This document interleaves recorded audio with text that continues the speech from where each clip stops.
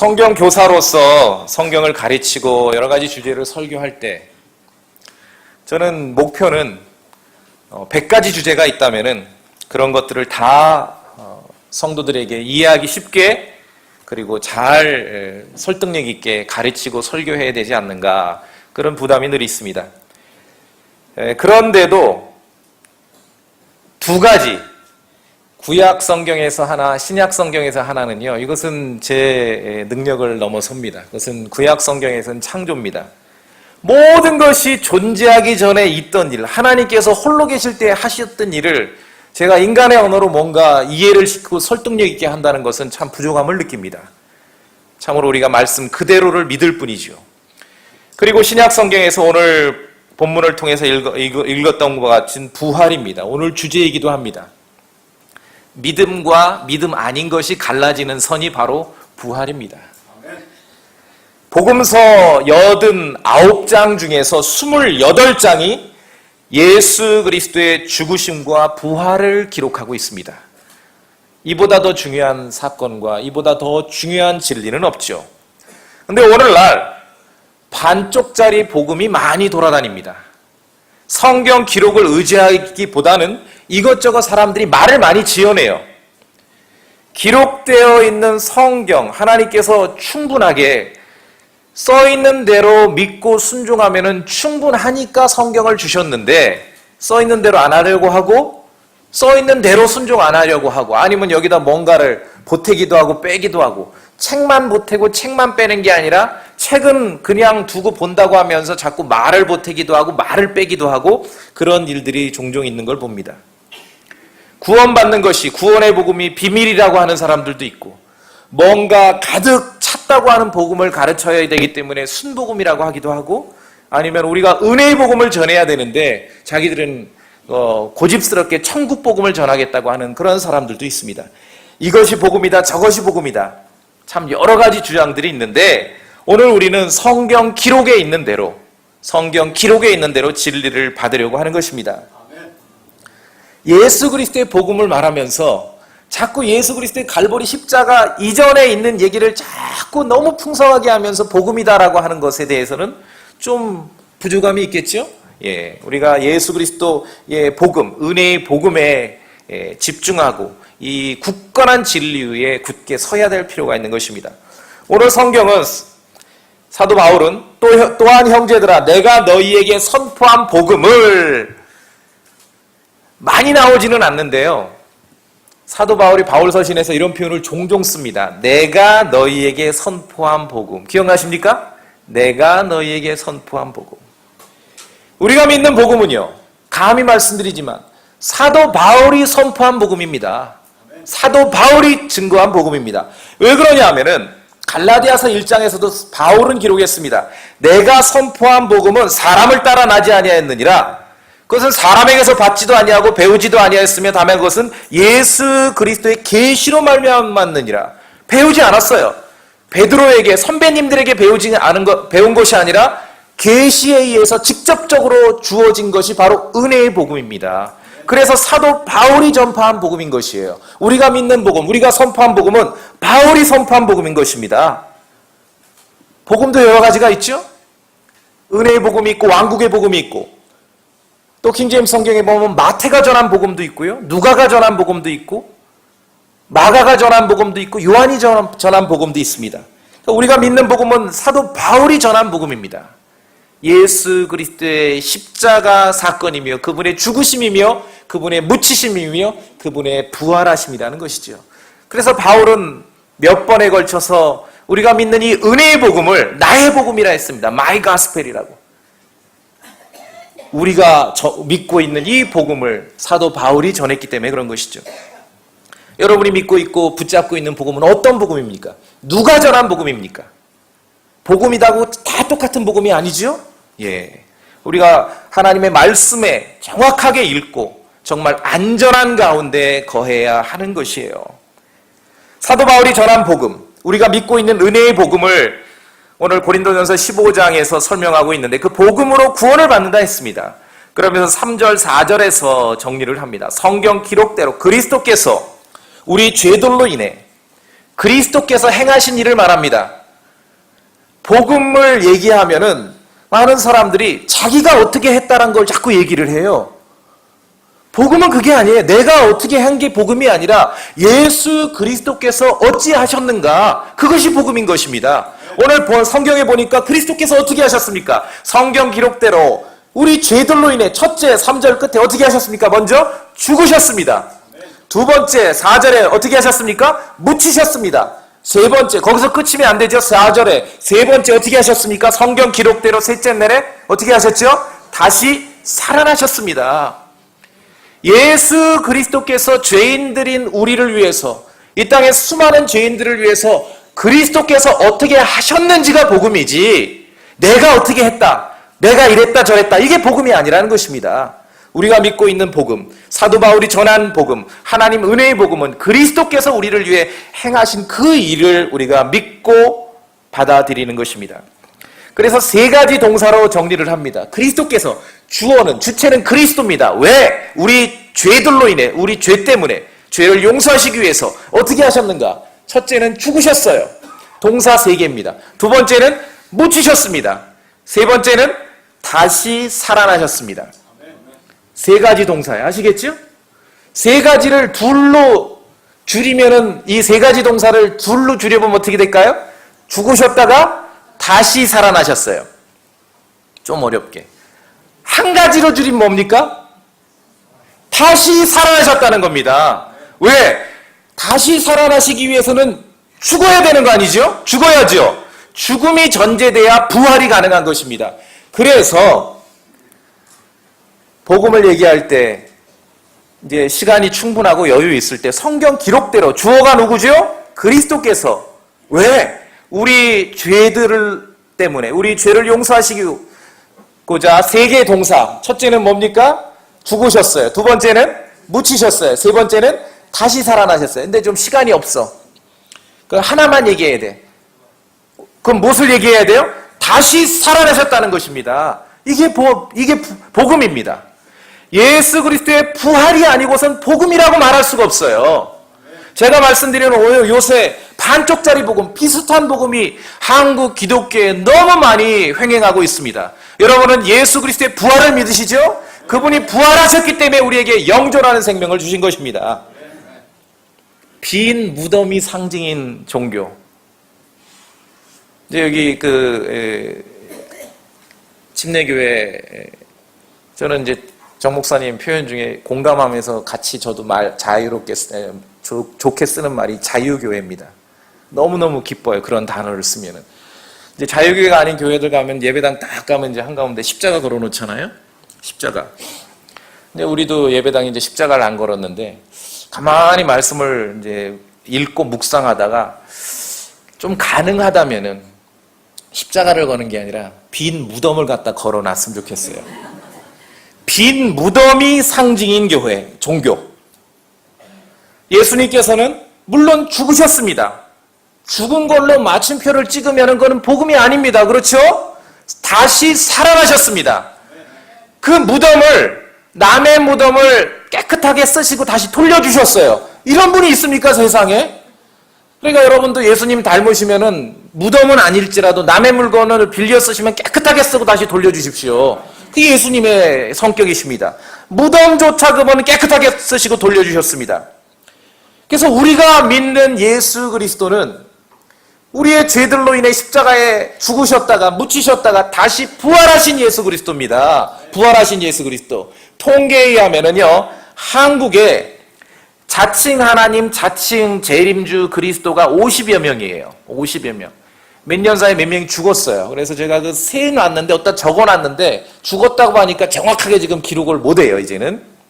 50여 명인데, 아무리 눈을 씻고 찾아봐도 자칭 하나님, 자칭 재림주 중에, 한국에 있는 그 50여 명의 자칭 그리스도 중에서 죽었다가 살아난 사람은 아무도 없습니다. 아무도 없어요. 그러니까 성경의 그리스도가 아니란 얘기죠. 그렇죠? 성경의 그리스도가 아니에요. 성경의 그리스도가 아니에요. 지금 한국 개신교를 좀 흔들고 영향을 미치는 대표적인 이단 중에 신모라고 시작되는 그런 이단이 있고, 또 하나가 안시 하나님을 믿는 이단인데, 인천에도 있나요? 그런 교회들? 예, 그런 분들이 이제 돌아다녀요. 막 가가호 방문해요. 막 성경을 펴고 뭘 뭐 조사한다 그러고, 성경 필라 그러면 난 이제 피지 말라 그러고, 한 가지 얘기만 합니다. 내 입을 잘 보라고. 경남 양산시 석계 공동묘지. 그럼 이 안씨 하나님을 믿는 사람들 얼굴이 불그락불그락해져. 왜 그래요?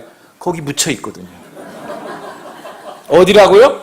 경남 양산시 석계 공동묘지. 다른 얘기 하지 마세요. 그 안씨 하나님 믿는 사람에게 성경을 펴지도 마세요. 시간 낭비입니다. 석계 공동묘지. 그럼 이 사람들이 실제로 제 앞에서 우는 사람 봤어요. 왜? 자기가 믿는 그 신이 거기 뼈도 지금 안 남아있거든요. 오래돼가지고. 우리가 믿는 그리스도는, 우리가 믿는 성경의 그리스도는 부활하신 그리스도예요. 빈 무덤, 남의 무덤조차 깨끗하게 쓰시고 다시 돌려주신 분입니다. 믿으시죠? 이 예수 그리스도를 믿는 것입니다. 이것이 우리가 믿는 복음이고 이것이 진리예요. 모든 종교자들의, 종교 지도자들의, 창시자들의 무덤이 이 지구에 남아 있습니다. 마호메드의 무덤이 있죠? 이슬람을 믿는 사람들은 일생에 한번 거기를 순례를 하는 것이 그들의 소원입니다. 매년 가서 사고 나잖아요. 마호메드 무덤 갔다가 압사당하죠? 죽음의 장소입니다, 거기는. 생명의 장소가 아니라. 고타마 시탈타, 석가모니, 스리랑카에 가면은요, 불치사라는 절이 있다 그래요. 불치사가 뭐냐? 부처님 이빨절. 부처님 이빨이 거기 보존되어 있습니다. 공자, 이 산동성 곡부에 가면은 공자 무덤이 있는데 여의도의 70배의 가족묘지입니다. 수십만의 공자 후손이 거기 묻혀 있습니다. 그게 자랑이죠. 유대교, 아브라함의 무덤이 있고 이삭의 무덤이 있고 야곱의 무덤이 있는 걸 자랑합니다. 우리는 자랑할 무덤이 없습니다. 자랑할 무덤, 그분의 이빨도 하나 여기 남아있지 않습니다. 그렇죠? 예수 그리스도의, 부활하신 예수 그리스도. 모든 사람들, 모든 종교 지도자들, 모든 왕들, 모든 정치가들, 권력자들, 지혜자들이 이 땅을 살았다가 다 죽어서 무덤을 남겼습니다. 그러나 예수 그리스도는 우리 죄들로 인해 죽으셨다가 다시 살아나셨습니다. 그분이 성경의 예수 그리스도입니다. 우리가 믿는 예수 그리스도, 사도 바울이 은혜의 복음으로 전해준 예수 그리스도라는 것이죠. 전주에 그 신자로 시작되는 그 이단 교회가 인기가 굉장히 많아요, 요새. 아주 인기 많습니다. 제가 이제 어느 성경공 모임을 인도하는데 제법 전주에서 굉장히 큰 교회 집사님인데 분이 아주 상담을 합니다, 저에게. 뭡니까? 그랬더니 굉장히 큰 뭐 이름 있는 교회, 장로교회 수석 장로님인데 최근에 그 신자로 시작되는 그 교회로 가셨다는 거예요. 왜 그런지 모르겠대요. 제가 답변을 드렸어요. 저는 그분이 어떤 분인지 모르고 만난 적도 없고 얼굴을 본 적도 없고 그분의 신앙 간증을 들어본 적도 없지만 제가 답변할 수 있겠습니다. 뭐니에요? 수석 장로님은 적어도 한 30년, 40년은 하셨을 거 아니에요? 신앙생활, 그러죠?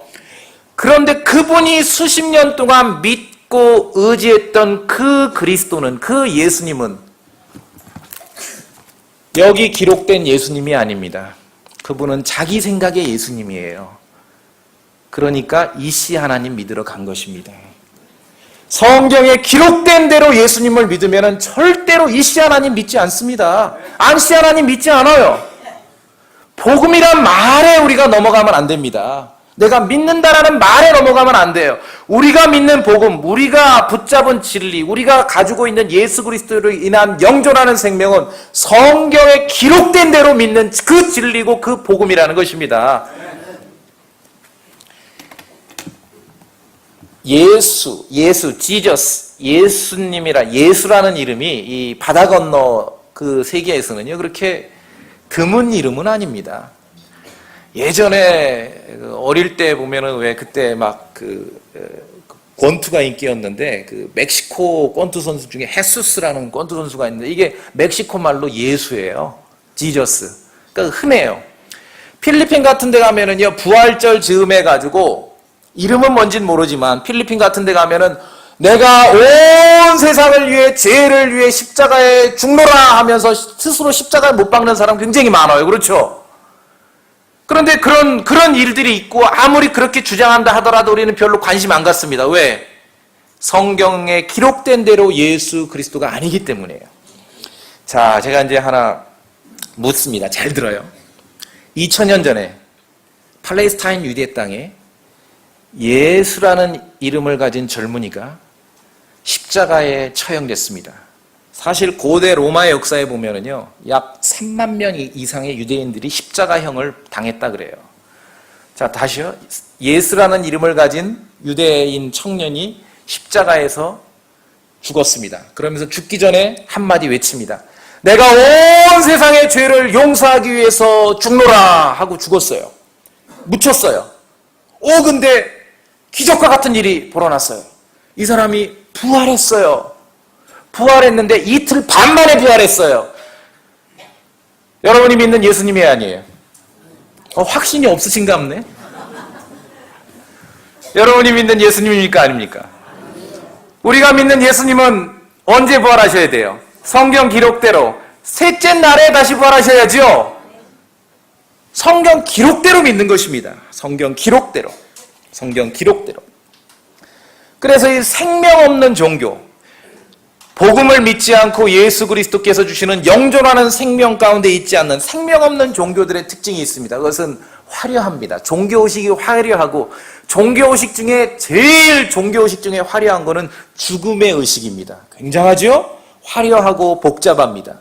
그리고 인류 역사의 모든 그 문명의 흔적, 유적들이 다 사실 죽음과 연관됩니다. 죽음과. 뭐 서울에 가면은 가끔 무슨 뭐 릉이잖아요. 다 뭐예요, 그게? 무덤이죠. 뭐 종묘, 다 무덤이에요. 죽은 사람을 기억하는 거. 비행기 타고 그러니까, 우리는 여기 이런 거 싫어. 외국 가요, 비행기 타고. 어디 저 가요. 피라미드, 그것도 역시 무덤입니다. 인도에 가요, 타지마할, 뭡니까? 무덤이에요.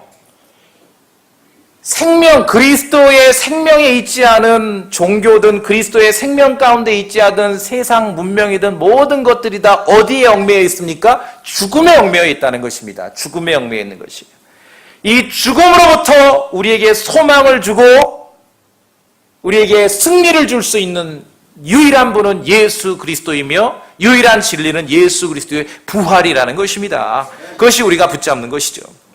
그래서 성경을 읽어보시면요, 사도 바울은 무덤이라는 단어에 별로 크게 신경을 쓰지 않았어요. 무덤에 대해서 별로 관심이 없어요. 무덤에 대해서.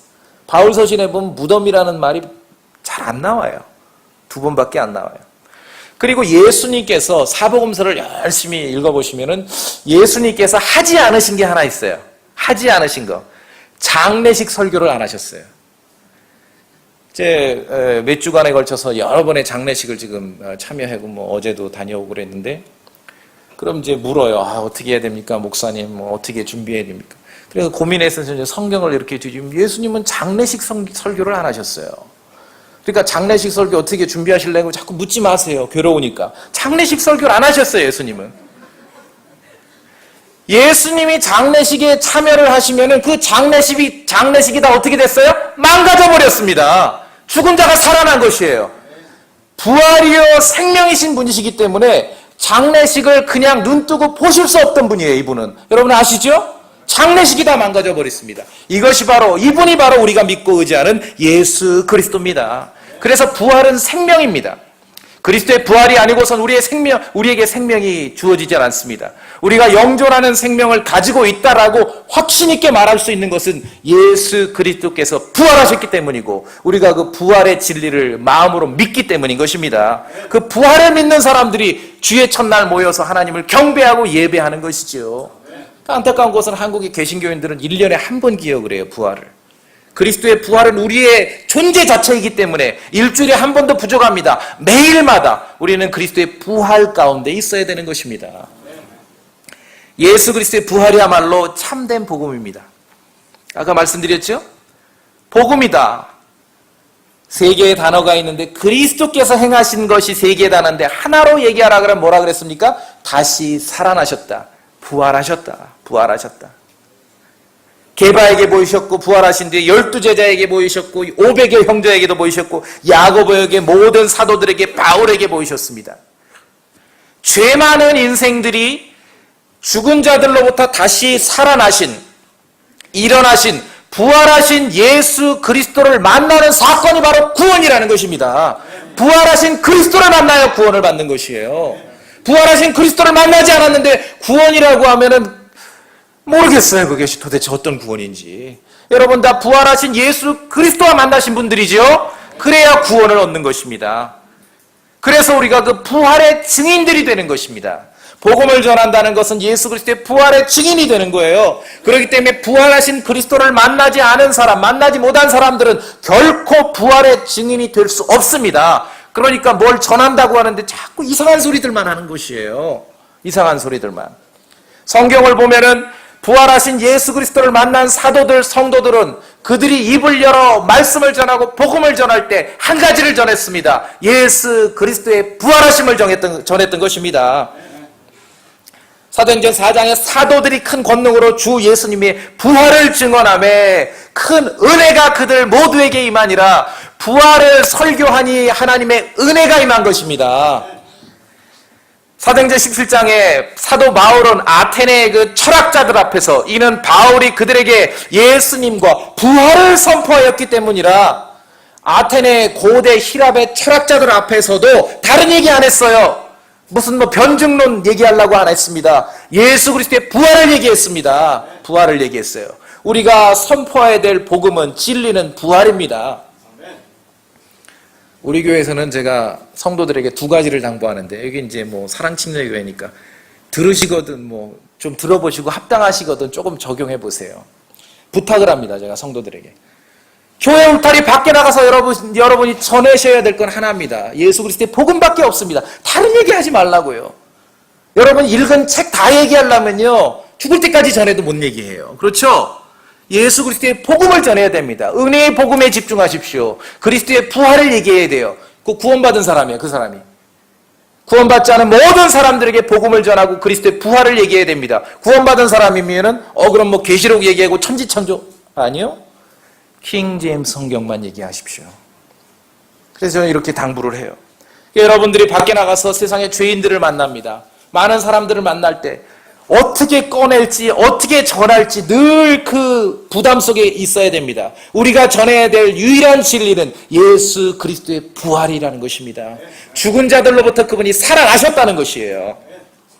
부활의 증인입니다. 그래서 예수 그리스도께서 하신 일을 우리가 믿고 영존하는 생명 가운데 있습니다. 로마서 4장 보실까요? 로마서 4장 다 찾으세요. 로마서 4장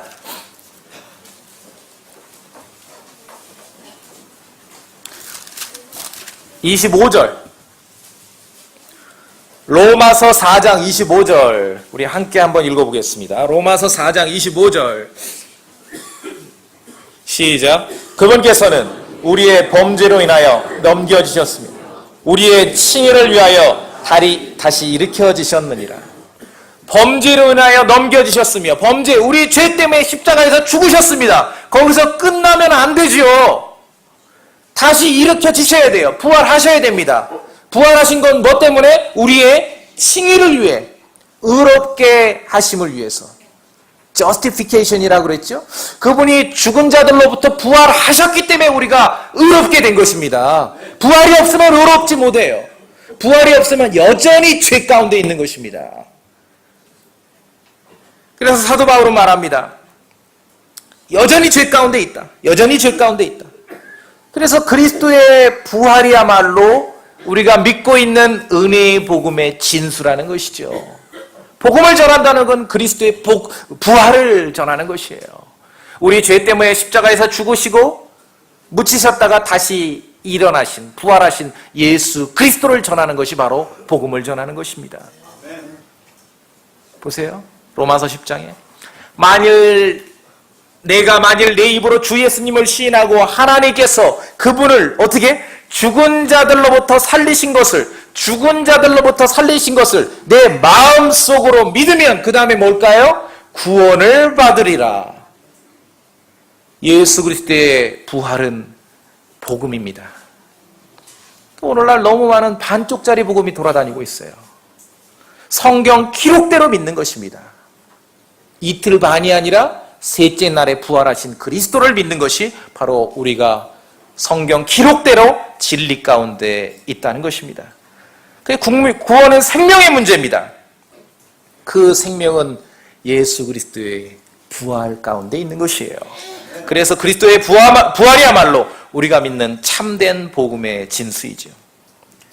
그리스도의 부활은요, 그래서 그렇게 복음 전하고 영존하는 생명 주었다 하고 끝내는 게 아니라 그리스도의 부활이야말로 인생의 참된 소망이기도 하는 것이에요. 육체를 입고 있는 동안은요, 구원받은 그리스도인이라 할지라도 이 땅에, 이 세상에서는 죽음을 겪는 것이 하나님의 뜻입니다. 너무 상심할 필요 없죠? 하나님의 뜻이에요. 왜? 그래야 예수 그리스도로 말미암아, 그리스도의 부활로 말미암아 우리에게 주어진 영존하는 생명의 소중함을 우리가 알기 때문에 그런 것입니다. 죽음이 지배하지요? 몇 주 전에 걸쳐서 여러 차례 장례식을 참여하고 왔습니다. 죽음이 지배합니다. 저희 아이들 외할머니가 경기도 동주천에 사셨는데 연로하셨어요. 80이 넘으셨는데 몇 년 만에 외손주들 보시겠다고 전주로 내려오셨어요. 내려오신 다음 날 대학병원으로 입원하셨어요. 지금 6개월째 요양병원에 계셔요. 근데 이제 좀 금방 돌아가실 줄 알았는데 상태가 호전돼서 상당히 좋으셔요. 그래서 가끔 요양병원에 가보면은 다른 그 할머니 할아버지들 보면은 참으로 이것이 인생이구나 그걸 느낍니다. 요양병원에 가보니까 정말로 가죽과 뼈만 남은 그 노인분들이 이렇게 몸이 꼬부러진 상태로 아무것도 못하면서 침상에 누워있는 것을 봅니다. 그렇죠? 이 세상은 죽음이 지배합니다.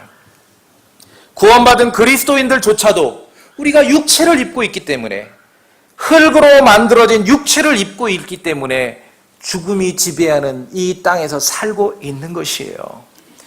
썩을 것을 입고 있는 동안은 우리가 구원받았어도 이 육체로 경험하는 세상 속에서는 가끔 절망하고 참으로 낭망에 빠지고 허무함을 느끼게 되는 것입니다. 나는 구원받은 그리스도인이기 때문에, 나는 하늘의 소망이 있기 때문에 그런 것이 없어. 저는 그래요. 가끔 저는 절망하고 정말 인생의 허무함에 빠지기도 합니다. 육체로 마주대야 하는 이 인생 가운데 정말 헛되구나. 그 인생의 마지막 그 모습들을 봤을 때 참으로 낙이 없구나. 그런 생각과 마음 속에서 내 삶에, 내 인생의 유일한 소망을 주는 진리는 예수 그리스도의 부활밖에는 없습니다. 왜 그러냐 하면은 약속하셨어요. 그리스도께서 그분이 혼자만 사시는 것이 아니라, 혼자만 죽은 자들로부터 다시 일어나시는 것이 아니라 그리스도의 부활을 믿는 성도들도 다시 살려주시겠다고 약속을 하신 것입니다. 여기에 우리의 소망이 있는 것이에요. 나는 부활이요 생명이니 나를 믿는 자는 죽어도 살겠고 누구든지 살아서 나를 믿는 자는 결코 죽지 아니하리라 라고 예수님 말씀하셨습니다. 여기에 소망이 있죠. 여기에 소망이 있습니다. 세상의 모든 정복자들이 죽음에 정복당했습니다. 세상의 모든 지도자들이, 권세자들이, 철학자들이, 지혜자들이 죽을 때는 바보들이 죽는 것과 같은 모습으로 죽은 것이에요. 보았듯이 모든 종교 지도자들의 무덤이 이 지구에 남아 있습니다. 성경에 나오는 힘센 영웅 삼손도 죽음을 이길 만큼 힘이 세지는 못했습니다. 솔로몬도 죽음을 피할 만큼 지혜롭지는 못했습니다. 성경에서 제일 오래 산 사람이 누가 있죠? 무시가 있죠? 969살. 제가 아직 나이 얼마 안 됐지만 죄송하긴 하지만 여러분 969살, 아니 1000년을 살고 죽으면은 여한이 없을 것 같습니까? 1000년을 살아도 죽음이 지배하는 것이에요. 1000년을 살아도. 그렇기 때문에 인생의 참된 소망은 예수 그리스도, 그분이 주시는 그 부활의 생명밖에는 없다는 것입니다. 예수 그리스도의 부활이 100% 진실이기에 그 부활을 믿는 성도들의 부활도 100% 진실이라는 것이에요. 여기에 우리의 소망이 있습니다. 믿음, 소망, 사랑 할 때 그 소망이 이 소망이에요. 우리가 소망 침례교회인데 그 소망이 이 소망이라는 것이죠. 여러분이 이 소망 가지고 계십니까? 예수 그리스도의 부활을 믿는 사람들도 그리스도께서 무덤에서 죽은 자들로부터 그 육체가 다시 일어나 나오신 것처럼 믿는 자들의 몸도 육체도 다시 부활시킬 거라고 성경은 약속하고 있습니다. 이것이 우리의 소망이에요. 여러분이 붙잡으셔야 될 소망인 것입니다. 그래서 예수 그리스도께서 죽은 자들로부터 그분을 일으키신 그 영이 우리 안에 있으면은 하나님께서 그 영으로 말미암아 우리의 심지어 죽을 몸도 살리시겠다고 로마서에서 약속하고 있는 것입니다. 그래서 우리의 인생의 참된 소망은 그리스도의 부활밖에 없어요. 아무리 잘나서 살지만 인생이 결국은 무엇입니까? 하루에도 수십 번, 수백 번 문자 그대로 성취되는 말씀이 있어요. 무엇이죠? 한 번 죽는 것은 사람들에게 정해진 것이다. 그렇죠? 정해진 것이다. 그래서 그리스도의 부활, 그분이 주시는 그 영존하는 생명에 대한 소망, 우리의 이 육체마저도 그리스도와 같이 그렇게 바꿔주실 거라는 그 부활의 소망, 이것이 인생의 죽음이 지배하는 이 인생에서 참된 소망이고 우리가 붙잡아야 될 진리라는 것입니다. 데살로니가전서 4장 하나 보시겠습니다. 4장. 요새 세상이 혼미하니까 이 종말론이 득세지요. 근데 참 안타깝습니다. 계시록 세미나 한다고 막 광고하면 사람들 오거든요. 근데 사람들이 뭘 모르냐 하면은 종말론을 제대로 알고 계시록을 제대로 알기 위해서는 복음의 진리, 은혜의 복음의 진리의 견고하게 서지 못하면 그건 다 어둡다는 거예요. 왜 그러냐면 데살로니가전서 4장 봅시다. 4장 14절. 데살로니가전서 4장 13절부터가 여러분 잘 아시는 대로 우리가 주님 오실 때 끌려 올라가는, 공중으로 채어 올라가는 그 진리, 소위 휴거의 진리를 우리에게 알려주고 있습니다. 자, 그런데 14절 보세요. 뭐라고 되어 있습니까? 우리가 예수님께서 죽으셨다가 다시 어떻게 일어나셨음을 믿을진대. 그렇죠? 그와 같이 하면서 이야기가 전개됩니다. 교회 휴거, 그리고 휴거 이후에 이 땅에 일어날 모든 그러한 일들, 사건들, 계시록의 일들, 종말의 일들, 참된 종말론의 그 근거, 시점은 우리가 예수님께서 죽으셨다가 다시 일어나셨음을 믿을진데 이 진리를 기초로 해서 이어진다는 것이에요. 그리스도의 부활을 믿지 않으면요, 그래서 종말론을, 계시록을 제대로 이해할 수 없는 것입니다. 예수 그리스도의 부활이 모든 진리의 기초이기 때문에 그런 것이에요. 그래, 예수 그리스도의 부활을 믿기에 우리는 이 썩을 것이 썩지 아니함을 입고 이 죽을 것이 죽지 아니함을 입는 그 순간까지 이 소망을 붙잡고 살아가는 것입니다. 그리고 옆에 계신 분들에게 그렇게 격려하시고요. 때로는 우리가 육체를 입고 있기 때문에 저처럼 가끔은 실망에 빠지기도 하고 절망에 빠지기도 하거든요. 인생이 허무하다. 그럴 때 우리가 같이 이 소망을 붙잡는 형제들이, 자매들이, 성도들이 함께 힘을 북돋아주고 용기를 주고 소망을 향해서 함께 나가자고 그렇게 격려하는 것이 교회의 성도들의 해야 될 일이라고 말씀드리는 것입니다.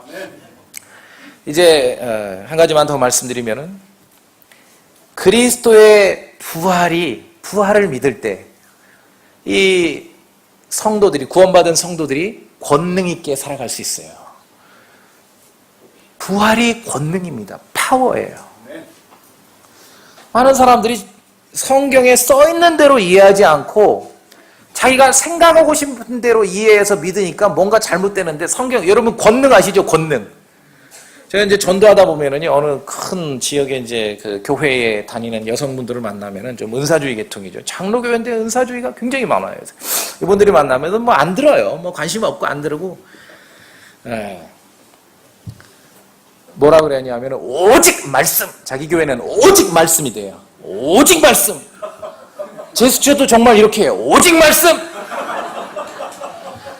근데 여기서 말씀은 하나님 말씀이 아니라 누구 말씀? 목사님 말씀. 왜? 권능이 있기 때문에 목사님이 병 고치고 방언하고 뭐 마귀를 내쫓고 이게 권능이라고 생각합니다. 성경의 파워는요, 성경에서 말씀하는 권능은 죽은 자들로부터 예수 그리스도를 다시 일으켜 세우실 때 역사하신, 거기 개입하신 하나님께서 그렇게 역사하실 때 발휘됐던 그 힘, 그 능력을 말하는 것이에요. 이게 권능이에요. 에베소서 1장 보시겠습니다.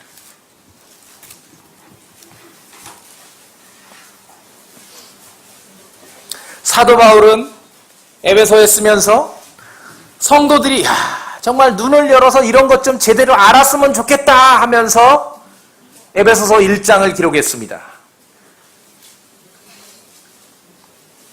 제가 18절 봅니다. 너희의 지각의 눈을 밝히사 그분의 부르심의 소망이 무엇이며, 소망 봤죠 우리가 금방? 성도들 안에 있는 그분의 상속유업의 영광이 얼마나 풍성하며, 19절 그분의 강력한 권능이 나오죠. 권능의 활동에 따라 믿는 우리에게 베푸신 바 그분의 지극히 큰 권능이, 또 권능이 나오죠. 어떤 것인지 너희가 알게 하시기를 구하노라. 사도 바울은 에베소 1장을 기록하면서 그 권능, 믿는 자 안에서 역사하는 그 권능이 도대체 그 파워가, 그 힘이 무엇인지를 성도들이 좀 알았으면 좋겠다라고 그렇게 기도했습니다. 이 권능이 무엇인가? 20절에 보세요. 그분께서 그리스도를 죽은 자들로부터 살리시고, 부활이죠? 하늘의 처소들에서 자신의 오른편에 그분을 앉히실 때에 어떻게 하셨습니까? 그 권능을 그분 안에서 발휘하사 그리스도께서 죽은 자들로부터 부활하고 심지어 하늘로 올리셔서 하나님의 오른편에 앉으실 때 역사하셨던 그 파워, 그 힘, 이 권능이 그리스도의 부활을 믿는 성도들에게 이 땅을 사는 동안 그들 성도들 안에 역사하고 일하고 그 권능이 체험하도록 해 주시겠다고 지금 성경은 약속하고 있는 것입니다. 이 권능이에요. 방언하고 병 고치고 마귀 쫓는 권능이 아니라 죽은 자들로부터, 우리의 죄들로 인해서 십자가에서 죽으셨다가 부활하실 때 역사하셨던 그 하나님의 파워, 이 권능을 말하는 것입니다. 이게 하나님의 권능이에요. 그래서 이 권능은 믿는 모든 자를 구원에 이르게도 할 수 있다고 했습니다. 그 하나님의 권능은 왜 죽은 자를 일으켜 예수 그리스도를 죽음으로부터 일으켜 세우실 수 있는 그 놀라운 하나님의 힘이기 때문에 이게 파워입니다. 그래서 이 권능이라는 단어, 영어로 파워라는 말이 그리스 말로 뒤져보면 두나미스라 그러는데요. 이 말에서 다이너마이트라는 말이 나온 거예요. 그렇죠? 다이너마이트가 터지면 막 도로 공사할 때 발파를 하면 막 바위가 터져나가고 그러지 않습니까? 그래서 예수 그리스도께서 부활하실 때 그 하나님의 파워, 권능이 역사했다 그랬습니다. 성경을 보니까 그분이 부활하실 때 무덤이 막 열렸어요. 죽은 자들이 살아나왔죠. 그 권능이 역사했기 때문에 그렇습니다. 권능이 역사했기 때문에. 믿는 자들의 삶의 힘. 여기서 우리가 그리스도의 부활을 마음속에 굳게 붙잡으면서 이제 오늘 중요하게 우리가 한 가지 더 마지막으로 간직해야 될 진리는, 성도로 이 땅을 살아가면서 우리에게 참된 신앙의 힘, 말씀의 힘, 그 하나님께서 주시는 그 권능을 어디에서 체험하고 어떻게 경험할 수 있는가? 바로 예수 그리스도를 죽은 자들로부터 일으키셨을 때 역사했던 그 하나님의 권능이라는 것이에요. 여기에 성도의 삶의 능력이 있습니다. 부활의 권능이 있으면은요, 우울하지 않아요. 이제 가까이 안 보이니까 예배당 오면은 꼭 하나님 돌아가신 성도처럼 하고 오시는 분들이 있으면 안 돼요. 그건 문제가 많아요.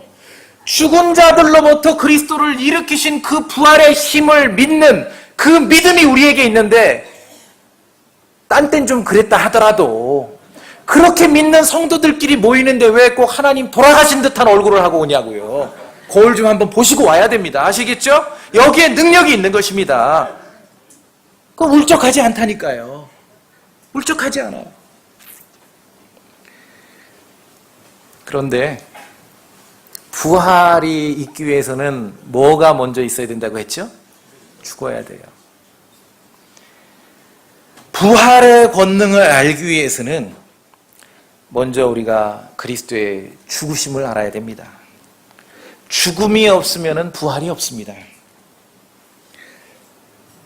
두 번째 말씀드리는 우리 몸의 부활의 소망을 믿고 우리가 살아가야 된다, 서로 격려하며 살아가야 된다 하는데, 때로는 사실 우리가 연약한 육체를 입고 있기 때문에 때로는 너무 막연하지 않습니까? 너무 멀게 느껴지지 않나요? 그렇죠?